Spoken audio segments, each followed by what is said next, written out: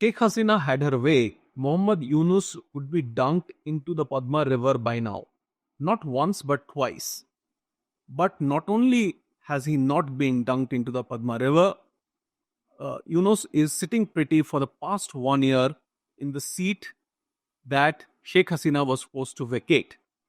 And Sheikh Hasina, the former Prime Minister of Bangladesh, has not been having her way, as we know, for the past 1 year. While Yunus, who many thought would not even last for 3 months and was called an accidental politician, has proved himself to be a consummate one. Now, when did this comment come that Sheikh Hasina wanted to dunk Muhammad Yunus, the current caretaker to the interim government of Bangladesh, into the Padma River?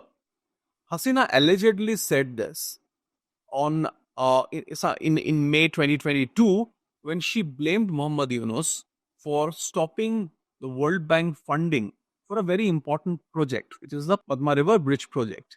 And she allegedly said that he should be dunked twice into the Padma, but not killed, so that he realizes the mistake he has done. And that's not all. Uh, as recently as January 1st, 2024, and remember that it's in the same year, August 5th, 2024, that Hasina had to flee to India from Bangladesh. So as recently as January 1, 2024, there was a case against Yunus, and he was sentenced to 6 months in jail for violating labor laws of the country. Now, Yunus had at that time come out and said that the people of Bangladesh should come together and fight this injustice. He called it an injustice and a travesty of justice. And, the way things happened, soon enough, people of Bangladesh came out in large numbers on the streets, uh, not to fight injustice against Yunus in particular, but against the injustices of Sheikh Hasina. And on a anti-quota stir became a clarion call for the ouster of Hasina. And Sheikh Hasina, as I said, had to flee Bangladesh on August 5, 2024. Yunus has in that time sat pretty, like I said, and under the Yunus administration, a whole lot of cases against Hasina has been opened. Interestingly, Hasina has been sentenced to jail for exactly 6 months. And like I said, on January 1, 2024, Yunus was sentenced to 6 months in jail. But for a different case, Hasina has been sentenced to jail in 6 months. But that's just one of the many cases. There are more than 200 cases against Hasina for her role in in the suppression of the violent July-August revolution in Bangladesh, which led to her ouster, corruption cases, whole host of cases against her. But let us pretend that these cases against Hasina are not politically motivated and that the judiciary in Bangladesh under Muhammad Yunus is completely free and fair. And let us turn to Yunus's politics in the past 1 year, because Yunus has completed 1 year in politics. Now, Yunus had one job only, as the caretaker of the interim government of Bangladesh. Because please remember, this is an unelected government. He didn't win an election and come to power. A situation was created wherein Sheikh Hasina had to flee her country, and there is a controversy over whether she actually stepped down, because that supposed resignation letter, was never found. So it's an unelected government, and it had to address the chaos in the country so that a free and fair election was held in Bangladesh as soon as possible. Now, we have seen over the past 1 year that Yunus has been in power, that he has constantly delayed the election date. Now, of course, he has come out and said that elections will be held in February 2026. But before that, the Bangladesh Nationalist Party, which is the largest nationalist party now in Bangladesh, since all political activities of Sheikh Hasina's Army League has been banned. Chhatro League, the students' wing of Army League, has been banned. So, Bangladesh Nationalist Party is the largest political party right now in Bangladesh. They have come out time and again to call for early elections. So has the Army Chief Wakaruzzaman, Bangladesh Army Chief. Now, he has constantly delayed the elections by talking about reforms. As far as the law and order situation of the country is concerned, it's everyday news what's happening in Bangladesh. There are, Bangladesh, the rise in the number of cases of rapes in Bangladesh has been so huge that international media is now talking about. And it's not just in the hinterland, even in the main city there are cases of rape, of sexual exploitation. There is cases of looting, of even political activists of political parties openly asking for hafta, and lawlessness is at its peak under Muhammad Yunus. We know these headlines, we have read them. So the other thing that he had to do, ready the country by addressing for elections, by addressing the law and order situation, he has not been able to do. One more thing is address the charges of targeting of minorities. Now, when Sheikh Hasina fled to India, immediately afterwards, two sets of people were targeted in Bangladesh. Anybody who was related to the Army League, the party, the government, or the ecosystem, and the Hindus of Bangladesh, Hindus and other religious minorities. Now that has gone on. Yunus has interestingly said that those murders, those rapes of Hindus and other religious minorities, looting of their shops, destruction of their temples, they are not communal in nature. He first said that those claims are exaggerated, and then he said that these, even if these attacks were taking place, they were political in nature. Now, this went on for a while, and there were also fact checkers from Bangladesh who tried to fact check some of the allegations against his government on failing to address the rise of hard Islam and the freeing of religious fundamentalists who Sheikh Hasina administration and other administrations in Bangladesh whom they have been put in jail. Some of the dreaded Islamists have been let go ever since Yunus has come to power. One of the names is the chief of Ansarullah Bangla team, which is we have discussed this in earlier columns, which is a particular concern to India. Now, he has not been able to address the situation where the minorities are targeted in Bangladesh.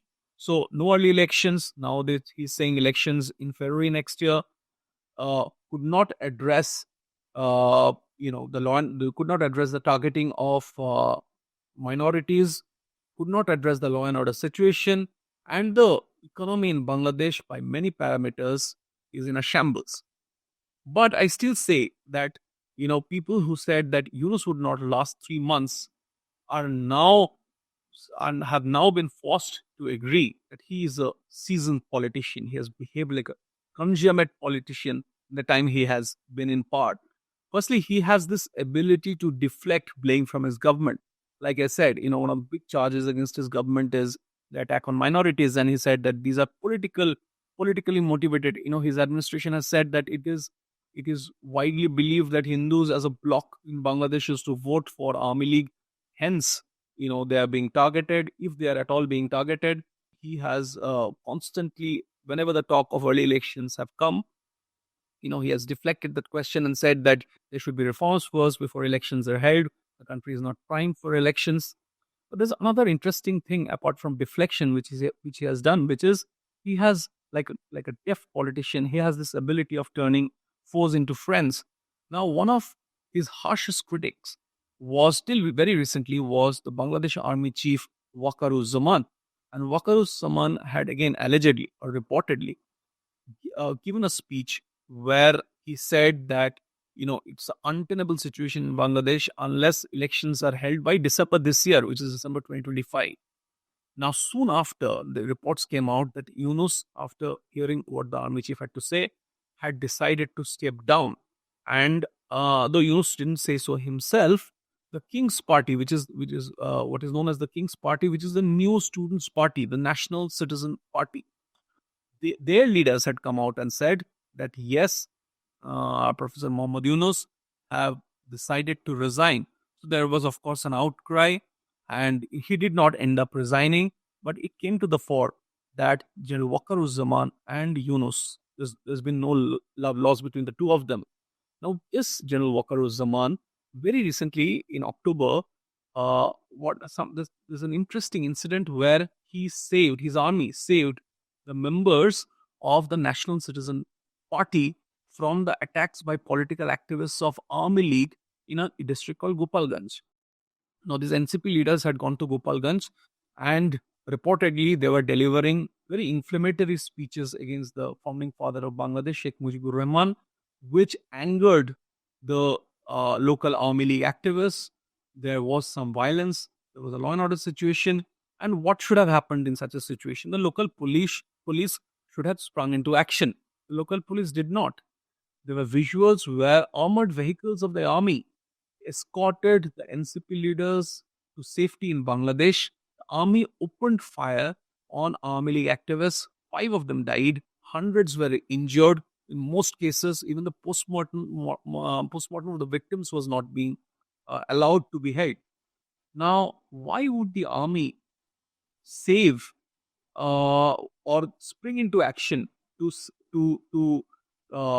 save political activists of the National Citizen Party, a party which anybody who's looking at Bangladesh knows is Yunus's favored party, and not the local police.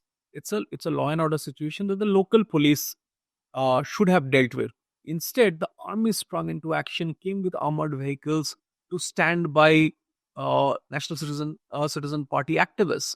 So, the former foe, General Wakaruzzaman, is now favoring Yunus's favored party, the National Citizen Party. So, Yunus has also been able to turn a foe into a friend. So, this is brilliant politics. The other thing he has done as a deft politician, he has read his country right. So, there was this huge anti-India sentiment in Bangladesh. I've spoken about it many times, even when Hasina was the prime minister, and even after, Yunus became the caretaker to the interim government of Bangladesh. He actually fanned that sentiment because he knew that's his constituency by talking about the chicken's neck, which of course is of very strategic importance to India by trying to cozy up to China. So he knows where the national sentiment lies, which is a very anti-India sentiment. But what perhaps Bangladesh needed at such a critical juncture in its political history is a statesman and not a deft politician. And let me just quote what geostrategist Brahma Chilani had to say. So he says that the situation has gotten so bad that even pro-regime Bangladesh Nationalist Party, the Army League's arch rival for long, has decried the erosion of basic freedoms in Bangladesh. The BNP, he says, has called out the madness that erupted in the name of religion and the terrifying violence on the streets. And I'm quoting him, a collapsing economy will only exacerbate these problems. GDP growth has tumbled, foreign debt has ballooned, and inflation has soared to a 12-year high. With investor confidence plummeting, the stock market has fallen to its lowest level in Bangladesh in almost 5 years. Job losses and declining living standards create fertile ground for continued radicalization and social unrest. Now, Chelani says that Bangladesh once embodied the promise of a secular democracy in a Muslim majority country, but now it's risk slipping into the kind of military sanctioned dysfunction that has long plagued Pakistan. It should have taken a statesman to bring Bangladesh back, ever since Sheikh Hasina had to flee and come to India. And like I said, Muhammad Yunus has proved to be a deft politician, but he's hardly a statesman.